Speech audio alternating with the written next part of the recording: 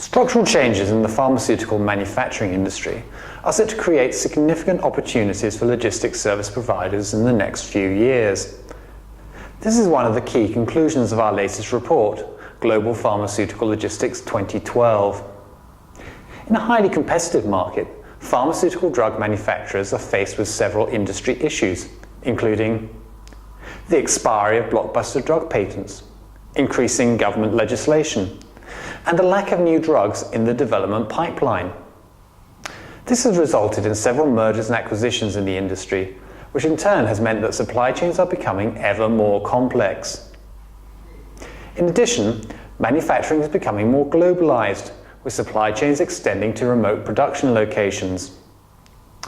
Our latest report concludes that global logistics companies are set to benefit from these demand-side trends in three key ways. Firstly, manufacturers are moving into emerging markets such as Asia and South America. This is not only to sell drugs, but also to outsource manufacturing to remote, low-cost production locations. With costs rising in Europe and the United States, this trend will accelerate. Clinical trials in countries such as China and India are also becoming increasingly important as regulations are liberalized. This has meant that global express and logistics companies, with existing networks and operations in these regions, are becoming key partners in providing platforms for manufacturers' supply chains. Secondly, increased demand for personalized drugs and biopharmaceuticals is also resulting in the need for a greater level of value-added services. One example of this is temperature-controlled transportation, which is an essential requirement for biopharmaceuticals. These drugs need to be moved in a controlled environment, and in many cases need sophisticated monitoring equipment to provide a regulatory audit trail.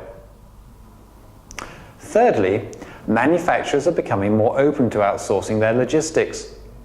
Drug companies are tending to focus resources on R&D and manufacturing rather than on non-core logistics activities. An increasingly sophisticated logistics supply side is at the same time winning trust and penetrating deeper into manufacturers' operations.